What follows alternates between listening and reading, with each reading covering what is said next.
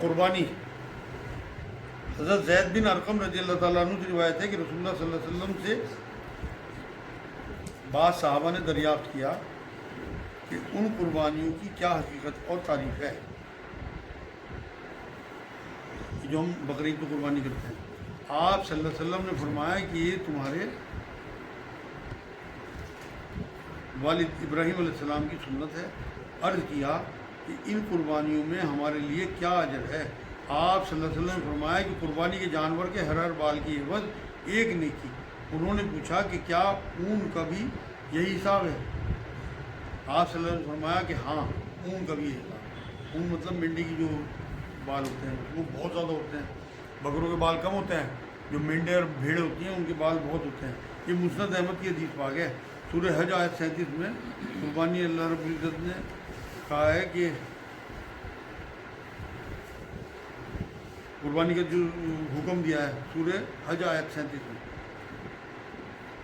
اور یہ کہا کہ تمہاری قربانی کے خون اور گوشت مجھے نہیں پہنچتے بلکہ تمہاری عمل پہنچتے ہیں، تمہاری نیتیں پہنچتی ہیں، تمہارا تقویٰ پہنچتا ہے۔ اور یہ جو سورہ قصص میں باپ بیٹے کی جو بات چیت آئی ہے شریعت میں، اس کی بڑی ویلیو ہے۔ ابراہیم علیہ السلام اسماعیل علیہ السلام کی اپنی خواہشات سے سورہ صافات میں آئی 102 سے 108 نمبر آیت میں یہ ان کا ذکر آیا پورا۔ ابراہیم علیہ السلام نے جو قربانی دی تھی، دینی چلے تھے اپنے بیٹے کی، اور وہاں اللہ رب العزت نے مینڈا بھیج دیا تھا۔ حضرت عائشہ رضی اللہ تعالیٰ عنہ سے روایت ہے کہ رسول اللہ صلی اللہ علیہ وسلم نے فرمایا کہ ذی الحجہ کی 10ویں تاریخ یعنی عید الاضحیٰ کے دن فرزند آدم کا کوئی عمل اللہ کو قربانی سے زیادہ محبوب نہیں۔ قربانی یا خون گرنے سے پہلے اللہ کی رضا اور مقبولیت کے مقام پر پہنچ جاتا ہے۔ بس اے اللہ کے بندو، دل کی پوری خوشی کے ساتھ قربانی کیا کرو۔ جامع ترمذی کی حدیث پاک ہے۔ سورہ بقرہ 67-68 نمبر آیت میں بنی اسرائیل کی جو گائے کی قربانی کا ذکر ہے، جس میں انہوں نے بہانے بازی کی تھی۔ تو آج بھی اگر ہم آزمائش آتے ہیں اور ایسے سوال نکالتے ہیں، بہانے بازی کرتے ہیں، پیسے قربان کر دیں، مطلب غریبوں میں قربانی نہ کریں، تو یہ سارے جو ہیں اسی زمرے میں آئیں گے۔ اس لیے جو اللہ کا حکم ہے اسی طرح بجا لانا۔ جیسے آپ سارے کتنی بھی آپ غریبوں کی مدد کرو، لیکن قربانی کے دنوں میں یہاں اس حدیث سے بات ثابت ہو گئی کہ اللہ رب العزت کو سب سے زیادہ جو ہے وہ عزیز خون گرنا ہے، خون کا بہانا ہے۔ جامع ترمذی کی حدیث پاک ہے، اس لیے کسی قسم کی کوئی بہانے بازی نہ ہو۔ سورہ حج آیت 22 سے 28 میں حج کے مقررہ دنوں میں قربانی کرنے کا حکم اللہ رب العزت نے دیا۔ سورہ آل عمران آیت 52 میں یہ کہا لن تنالوا البر حتی تنفقوا مما تحبون، مطلب تم نیکی کو پہنچ ہی نہیں سکتے جب تک کہ تم اپنی پسندیدہ چیز اللہ کی راہ میں نہ دے دو۔ سورہ بقرہ آیت 267 میں اللہ کی راہ میں ردی چیز نہیں دینی، اس لیے اپنی حیثیت کے حساب سے اچھا جانور قربان کیا کریں۔ حیثیت نہ ہو تو بالکل نہ کریں، لیکن جو حیثیت والے ہیں وہ دکھاوے کے لیے نہیں کہ آپ دکھاتے پھر رہے ہیں کہ میں نے تو 2.5 لاکھ کا جو ہے وہ کٹرا لے لیا، میں نے تو 1 لاکھ کا بکرا لے لیا۔ قربانی اللہ کے لیے ہے تو بس اللہ کو دکھانا۔ سورہ بقرہ آیت 72-73 میں گائے جو ذبح ہوئی اس کا ٹکڑا مقتول کے جسم پہ مار کے اللہ قربانی کا گوشت اتنا معتبر تھا کہ مردے کو اللہ نے زندہ کر دیا تھا۔ اور ہمارا تو حال یہ ہے کہ ہم سڑکوں پہ گوشت پھینک دیتے ہیں، نالیوں میں جو ہے۔ دیکھا آپ بقرعید پہ دیکھ لینا کیا حشر ہوگا۔ اور قربانی کے گوشت کی معتبر بتا رہا میں آپ کو، قرآن کی آیت ہے سورہ بقرہ، جو گائے کا گوشت، وہ گائے کی انہوں نے قربانی کی تھی بنی اسرائیل نے، تو وہ اس کی وجہ وہی تھی کہ ایک قتل ہو گیا تھا اور اس کا ٹکڑا اس کے جسم پہ مارا، وہ زندہ ہوا اور اس نے گواہی دی کہ مجھے فلاں نے مارا، مطلب قاتل کا نام بتا کے وہ پھر دوبارہ سے مر گیا۔ اتنا مطلب محترم گوشت ہوتا ہے۔ حضرت برہ بن عازب رضی اللہ تعالیٰ عنہ سے روایت ہے کہ رسول اللہ صلی اللہ علیہ وسلم سے دریافت کیا گیا کہ قربانی میں کیسے جانور نہ لیے جائیں۔ آپ صلی اللہ علیہ وسلم نے ہاتھ سے اشارہ فرمایا اور بتایا کہ ایسا لنگڑا جانور جس کا لنگڑا پن بہت کھلا ہوا ہو، دوسرے وہ جس کی ایک آنکھ خراب ہو گئی ہو اور وہ خرابی بالکل نمایاں ہو، تیسرے وہ جو بہت بیمار ہو، چوتھے وہ ایسا کمزور اور لاغر ہو کہ اس کی ہڈیوں میں بوتا بھی نہ رہا ہو۔ سنن نسائی کی حدیث پاک ہے۔ آج جو ہم مدرسوں میں حصے کراتے ہیں وہاں میں نے ایک بار جا کے دیکھا اتنے ہلکے جانور ہوتے ہیں وہ، کیونکہ وہ حصہ اتنا سستا ہوتا ہے، کوئی فائدہ نہیں، آپ نہ کرو زیادہ بہتر ہے، مگر اللہ کی راہ میں ردی چیز نہ دو۔ میں نے آپ کو قرآن کی آیت بتائی، آپ کسی کے گھر جاؤ، آپ سڑے ہوئے سیب لے جاؤ، نالی میں پھینکوائے گا، آپ اپنی سگی بہن کے یہاں لے جاؤ، جب بھی آپ چاہے تھوڑے لے جاؤ لیکن چیز اچھی کہ اس کی طبیعت خوش ہو۔ ایسے اللہ یہ کوالٹی کا مذہب ہے، کوانٹٹی کا مذہب نہیں ہے، آپ بہترین چیز دو، آپ نہ کرو۔ نبی نے تو یہ بھی فرمایا کہ پورے خاندان کی طرف سے ایک حصہ کافی ہے، اگر ایک فیملی ہے، ایک چولہا ہے، میاں بیوی اور 4 بچے، ان کی طرف سے ایک حصہ کافی ہے، ایک بکرا آپ کر دو قربانی ہو گیا آپ۔ یہ تھوڑی کہ آپ بچوں کی طرف سے بھی اور اپنی طرف سے بھی ماں باپ کی طرف سے بھی آپ 7 حصے کر رہے ہیں اور مرا ہوا جانور لا رہے ہیں، وہ نہیں اللہ کو پسند ہے۔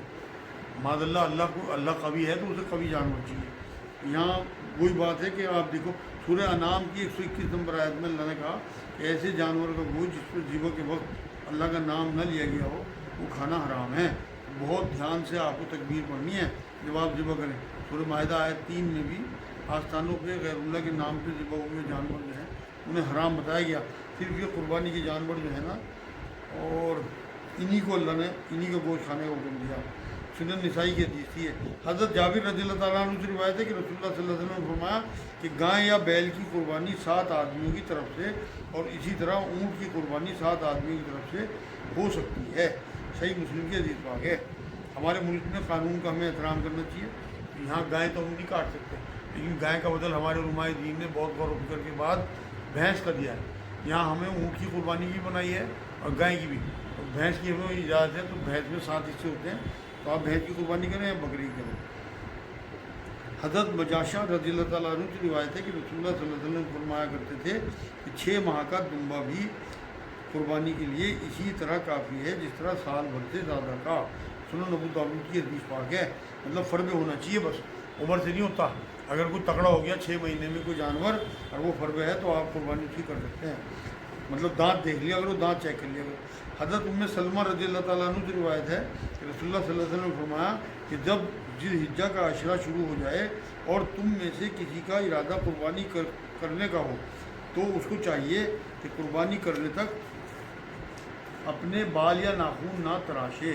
صحیح مسلم کے حدیث پاک ہے، بہت اجر کی بات ہے۔ حضرت نبیشہ خیر حضلی رضی اللہ تعالیٰ عنہ سے روایت ہے، رسول اللہ صلی اللہ علیہ وسلم نے عید الاضحیٰ کے موقع پر فرمایا کہ پہلے ہم نے قربانی کا گوشت 3 دن سے زیادہ کھانے کی ممانعت کر دی تھی، اور یہ پابندی اس لیے لگائی تھی کہ سب لوگوں کو گوشت اچھی طرح سے مل جائے۔ اب اللہ تعالیٰ کا فضل ہے، اللہ کے کرم سے لوگ اب خوشحال ہیں، اس لیے اجازت ہے کہ لوگ کھائیں اور محفوظ رکھیں اور قربانی کا گوشت، قربانی کا ثواب بھی حاصل کریں۔ یہ دن کھانے پینے کے اور اللہ کی یاد کے ہیں۔ سنن ابو داؤد شریف کی حدیث پاک ہے۔ مطلب اللہ رب العزت نے اپنے رسول کے ذریعے پہلے منع کرا دیا 3 دن سے زیادہ قربانی کا گوشت، لیکن اب آپ چاہے 1 مہینے تک فریج میں رکھیں، اپنی کوئی گناہ نہیں ہے۔ اب بھی اگر آپ بستیوں میں گوشت سے محروم لوگ ہیں آپ کی بستیوں میں، تو ہمارے جو فریج جو ہیں وہ خالی ہونے چاہیے۔ ہم تو سال بھر کا معاملہ جو ہے ہمارا یہ ہے کہ گوشت کھاتے رہتے ہیں۔ میری نزدیک تو جو حال ہماری بستیوں میں آ کے ہم لوگ گوشت نہیں ملتا، ہم اپنی قربانیاں وہیں کراتے ہیں غریب بستیوں میں۔ آپ یقین کرو لائن لگا کے لوگ گوشت لینے آتے ہیں، تو اس لیے کوشش یہ کریں کہ جو سارے سال گوشت کھاتے ہیں سارا گوشت بانٹ دیا کریں، اپنی فریج خالی کر دیا کریں۔ آج کی آخری حدیث حضرت علی رضی اللہ تعالیٰ عنہ سے روایت ہے کہ مجھ کو رسول اللہ صلی اللہ علیہ وسلم نے حکم دیا کہ آپ صلی اللہ علیہ وسلم کی قربانی کے اونٹوں کی خبر گیری کروں اور ان کے گوشت کو خیرات کر دوں اور چمڑا اور کھالیں بھی صدقہ کر دوں اور قصائی کی مزدوری اس سے نہ دوں۔ آپ نے ارشاد فرمایا کہ مزدوری ہم اپنے پاس سے دیں گے۔ صحیح بخاری صحیح مسلم کے حدیث پاک ہے۔ مطلب سارا گوشت جو ہے وہ بٹوا دیا اور کھالے جو ہے وہ بھی صدقہ کرا دی، قصائی کی مزدوری اپنے جیب سے دی، مطلب سارا بٹوایا۔ حدیث پاک میں حکم یہ آیا تھا کہ 3 حصے کیا کرو، ایک حصہ غریبوں کے لیے، ایک رشتہ داروں کے لیے اور ایک اپنے گھر کے لیے۔ سورہ حج آیت 36 میں خود بھی کھاؤ، مانگنے والوں کو بھی دو، اور نہ مانگنے والے یعنی کہ رشتہ داروں کو بھی دو۔ یہ قرآن اور حدیث دونوں ثابت ہو گئے۔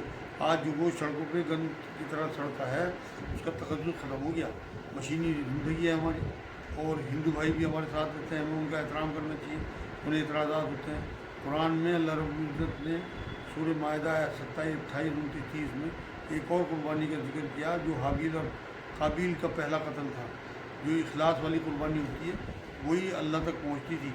پہلے تو آگ جو ہے وہ بھسم کر دیتی تھی, قربانی قبول ہو جاتی تھی.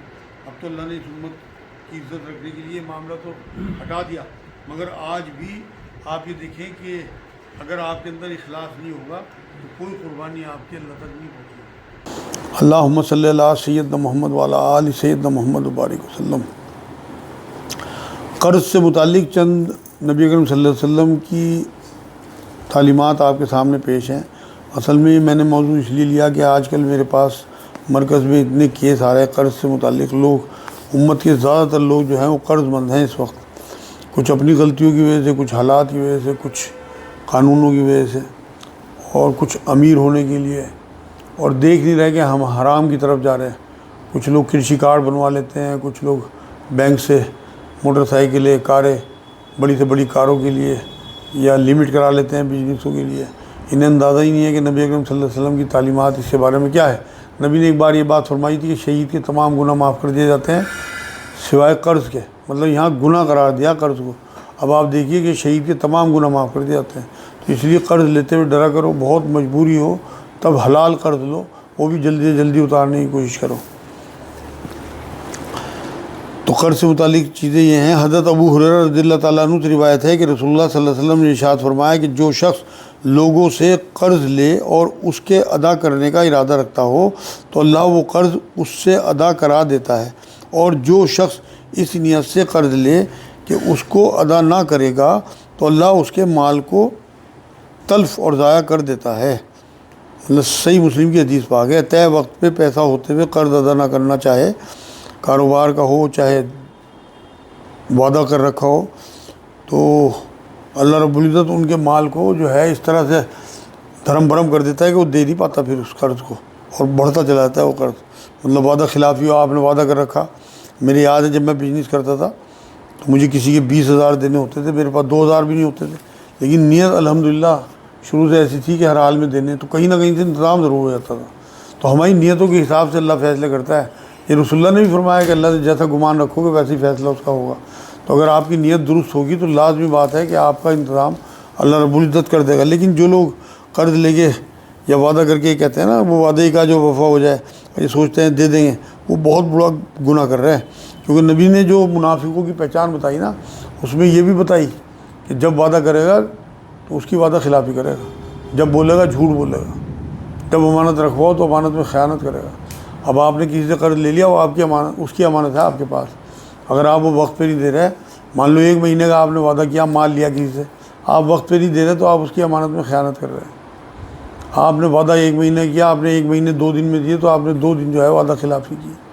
اگر آپ نے اس سے اجازت لی, آپ کا انتظام نہیں ہوا, 30 دن میں آپ نے اسے فون کر دیا, بھائی آپ کی مہربانی میں ٹھوڑیوں میں ہاتھ ڈال رہا, 2 دن اور دے دو, کوئی حرج نہیں, اس نے اجازت وہ دے دے گا, ایسا نہیں ہے.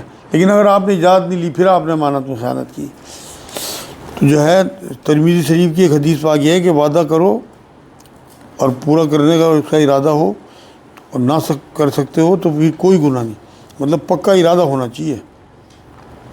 حضرت عبداللہ بن عمر رضی اللہ تعالیٰ عنہ سے روایت ہے کہ رسول اللہ صلی اللہ علیہ وسلم نے ارشاد فرمایا کہ شہید کے تمام گناہ بخش دیے جائیں گے مگر قرض معاف نہیں کیا جائے گا.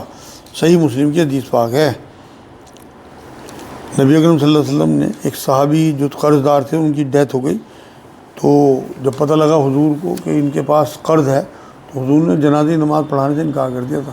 تو وہاں ایک امیر صحابی موجود تھے, انہوں نے ان کا قرض اتارا, تب ان کی جنازے کی نماز پڑھائی گئی, ورنہ حضور نے منع کر دیا تھا. تو اب آپ دیکھ لیے وہ حلال, وہ تو صحابی تھے, حلال قرض ہوگا کہ اسے ایسے ہی ادھار لے رکھا ہوگا. کوئی خدا نہ خواستہ بیاج کا قرض تو تصور بھی نہیں کر سکتے, کیونکہ مدینے میں تو چپے چپے یہودی بیٹھے تھے بیاج کا قرض دینے کے لیے.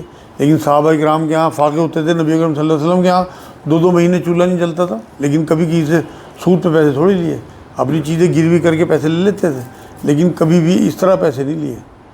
تو اس لیے سود پہ پیسے لیتے ہو تو بہت ڈرنا چاہیے, کیونکہ بہت بڑے عذاب کی بات ہے. قرآن میں ہی اللہ رب العزت نے سورہ بقرہ آیت 279 میں بات کہی کہ جو سود کا کام نہ چھوڑیں وہ اللہ رسول سے جنگ کے لیے تیار ہو جائیں.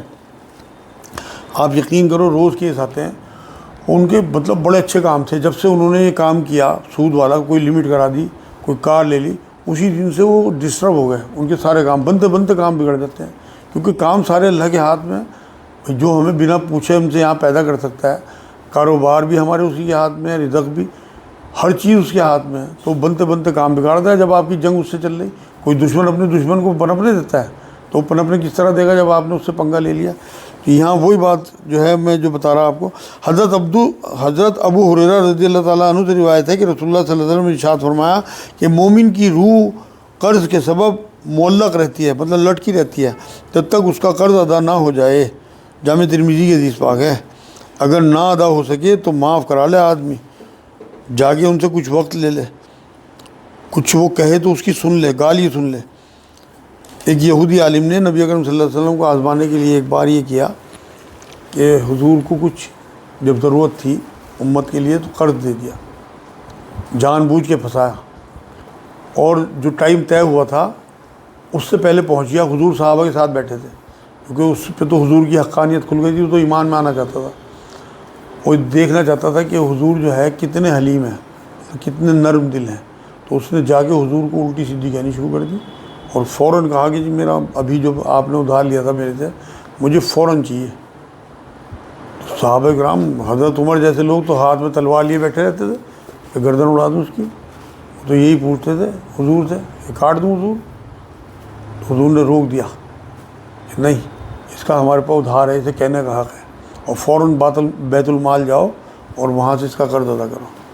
اور جب اس نے حضور کا یہ رویہ دیکھا اور سنا کہ وہ اپنے صحابہ کو سمجھا رہے، تو وہ فوراً گھٹنوں کے بل گر گیا کہ حضور میں آپ کے ہاتھ میں بیعت کرنے آیا تھا، میں صرف چیک کرنے آیا تھا آپ سچے نبی ہیں نہیں ہیں۔ حق تو مجھے کھل گیا تھا، اب مجھے لگ رہا تھا کہ آپ سچے نبی ہیں، لیکن مجھے ٹیسٹ لینا تھا، کیونکہ ہماری کتابوں میں لکھا ہوا ہے کہ جو آنے والا نبی ہوگا وہ بہت حلیم ہوگا، نرم دل ہوگا، اور لوگوں کو معاف کرنے والا، برداشت کرنے والا ہوگا۔ تو جو قرض دار ہو، اگر کسی کا قرض آپ کے اوپر ہے اور وہ دو چار باتیں آپ کو سنا دے تو سن لیں، نبی کی سنت ہے جو میں نے آپ کو بتائی بات۔ اور وہی بہت بڑا عالم تھا یہودی جو نبی اکرم صلی اللہ علیہ وسلم کو ٹیسٹ لینے آیا تھا۔ حضرت ابو قتادہ رضی اللہ تعالیٰ عنہ سے روایت ہے کہ رسول اللہ صلی اللہ علیہ وسلم نے فرمایا، جس شخص کو یہ بات پسند ہو کہ خداوند تعالیٰ قیامت کی سختیوں سے اس کو بچائے، وہ تنگ دست مقروض کو مہلت دے یا اپنا قرض معاف کر دے۔ صحیح مسلم کی حدیث پاک ہے۔ نبی اکرم صلی اللہ علیہ وسلم نے یہ بھی فرمایا کہ جو اپنے قرض، جس پہ قرض ہوگا اسے مہلت دے گا تو عرش کے سائے میں ہوگا قیامت کے دن۔ نبی اکرم صلی اللہ علیہ وسلم کے بارے میں بات آتی ہے کہ قرض دے دیا کرتے تھے، حالانکہ اپنے حالات بہت اچھے نہیں تھے، لیکن کسی سے ادھار لے کے بھی دے دیا کرتے تھے اپنے صحابہ میں سے۔ اور اگر وہ سامنے سے آ جائے نا جس سے قرض تھا حضور کا، تو حضور چھپ جایا کرتے تھے، کبھی اس سے آنکھیں نہیں ملاتے تھے کہ اسے شرمندگی نہ ہو، چھپ جاتے تھے، باقاعدہ لکھا ہوا ہے روایتوں میں۔ تو قرض دار کو بھی چاہیے کہ اگر ہو تو پہلے قرض ادا کرے۔ لوگ بڑے بڑی شادیاں کرتے ہیں، قرض ادا نہیں کرتے، جبکہ یہ فرض ہے قرض ادا کرنا۔ عورت کے مہر دینا نہیں دیتے، میں نے خود 10 سال بعد دیے جب مجھے پتہ لگا، جب مجھے سمجھ آئی دین کی، ورنہ تو میں نے بھی ہمیں تو یہ کہا گیا تھا کہ معاف کرا لیو، حالانکہ اس زمانے کے میرے 10,000 40 سال پہلی بات ہے، لیکن پھر مجھے جب پتہ لگا پھر میں نے اسے مہر دیے، میں نے یہ تو قرض ہے بیوی کا میرے اوپر، تو یہ بھی قرض ہے آپ کی بیویوں کا اگر آپ نے مہر اس کے نہیں دیے، تو جنہوں نے نہیں دیے وہ آج ہی یہ بات سن کے قرض ادا کریں، یہ فرض ہے۔ بہنوں کا حق ہو، بھائیوں کا حق ہو، یہ سب قرض ہے۔ تو اللہ سے جو کیا ہوا وعدہ ہے وہ بھی قرض ہے، کلمہ بھی ہمارے پر اللہ کا قرض ہے کہ جو ہم نے لا پڑھا، یہ ہمارے اگر ہم اسے ادا نہیں کرتے، اس کا حق ادا نہیں کرتے، تو اللہ کے یہاں پکڑ ہوگی۔ یہ جو ہے سنتوں پر نہ چلنا بھی جو ہے وہ انکار ہی ہے، کیونکہ ہم نے محمد رسول اللہ بھی کلمے آج حضرت سلمہ بن اکو رضی اللہ تعالیٰ عنہ سے روایت ہے کہ ہم لوگ رسول اللہ صلی اللہ علیہ وسلم کے پاس بیٹھے تھے، ایک جنازہ لایا گیا، صحابہ نے عرض کیا جنازے کی نماز پڑھ لیجیے۔ آپ صلی اللہ علیہ وسلم نے فرمایا کہ اس پر قرض تو نہیں ہے؟ صحابہ نے عرض کیا کہ نہیں۔ آپ صلی اللہ علیہ وسلم نے نماز پڑھ لی، پھر ایک جنازہ اور لایا گیا، آپ صلی اللہ علیہ وسلم پر قرض ہے؟ کہا گیا ہاں۔ آپ صلی اللہ علیہ وسلم پوچھا کہ صحابہ نے عرض کیا کہ 3 دینار۔ آپ صلی اللہ علیہ وسلم نے اس پر بھی نماز پڑھ لی، پھر ایک اور جنازہ لایا گیا، آپ صلی اللہ علیہ وسلم نے پوچھا کہ اس پر قرض ہے؟ عرض کیا گیا 3 دینار۔ فرمایا کچھ چھوڑ کر مرا؟ عرض کیا گیا کچھ نہیں۔ فرمایا تم اپنے دوست پر نماز پڑھ لو۔ ابو قتادہ نے عرض کیا کہ یا رسول اللہ اس کی نماز پڑھ لیجئے، اس کا قرض میں ادا کروں گا۔ تو آپ صلی اللہ علیہ وسلم نے اس کی نماز پڑھ لی۔ صحیح بخاری کی حدیث پاک ہے۔ اللہ یہ قرض کی بات ہے، آج ہم بنا ضرورت امیر ہونے کے لیے یا سبسڈی پانے کے لیے بینکوں سے لون لے لیتے ہیں، وہ بھی سود کا قرض ہوتا ہے۔ اب آپ سوچئے کہ کتنا بڑا گناہ ہے کہ نبی نے جنازے کی نماز پڑھانے سے منع کر دیا تھا، اور جب پیسے کی فراوانی ہو گئی نا تو اس کے بعد تو یہ ہوا کہ نبی اکرم صلی اللہ علیہ وسلم ایک باپ کی حیثیت سے امت کے، کیونکہ روحانی باپ تھے ہمارے، جب کوئی جنازہ ایسا آتا تھا کہ جس پہ قرض ہوتا تھا تو حضور اپنے پاس سے ادا کر دیا کرتے تھے اس کا قرض، پھر جنازے کی نماز پڑھاتے تھے۔ ایسا بہت بار ہوا۔ آج کی آخری حدیث ہے، حضرت انس رضی اللہ تعالیٰ عنہ سے روایت ہے کہ رسول اللہ صلی اللہ علیہ وسلم نے فرمایا، جب تم میں سے کوئی کسی کو قرض دے اور پھر مقروض اسے ہدیہ بھیج دے یا اپنی سواری پر سوار کرائے تو سواری پر سوار نہ ہو اور نہ ہدیہ قبول کرے، لیکن اس صورت میں کوئی حرج نہیں جب پہلے سے لین دین چلا آ رہا ہو۔ ابن ماجہ کی حدیث پاک ہے۔ امام ابو حنیفہ صاحب کے بارے میں نے ایک بار یہ بات پڑھی تھی کہ وہ اپنے شاگردوں کا انتظار کر رہے تھے، دھوپ میں کھڑے ہوئے، برابر میں ایک جھوپڑی تھی، اس کی چھاؤں پڑ رہی تھی حالانکہ جھوپڑی کی، لیکن وہ دھوپ میں کھڑے رہے، انتظار کرتے رہے 5 منٹ 10 منٹ۔ ادھر سے جب شاگرد آئے، تپتی ہوئی دھوپ تھی، گرمی تھی، تو انہوں نے کہا، حضرت تپتی ہوئی ریت پہ آپ کھڑے ہیں، آپ دیکھو تو کتنا آپ کو پسینہ آ رہا، یہ چھاؤں ہے اس میں، تو آپ یہاں بھی تو کھڑے ہو سکتے تھے۔ تو وہ تو چاہتے تھے کہ ہمیں تعلیم ملے گی اس طرح۔ تو امام اعظم نے یہ بات فرمائی کہ جو جھوپڑی والا ہے، جس کی یہ جھوپڑی ہے، اس کے اوپر میرا قرض ہے، اور میں نہیں چاہتا کہ میں سود کے زمرے میں آ جاؤں، اس کی جھوپڑی کی چھاؤں میں بھی میں کھڑے ہونے کو سود مانتا ہوں۔ تو لوگ تو تحفے لے لیتے ہیں، اپنے قرض داروں کو دباتے ہیں، ان سے یہ چاہتے ہیں کہ ہماری تکریم کریں، عزت کریں۔ اب آپ دیکھیے کہ کتنے بڑے آدمی تھے وہ کہ اس کی چھاؤں تک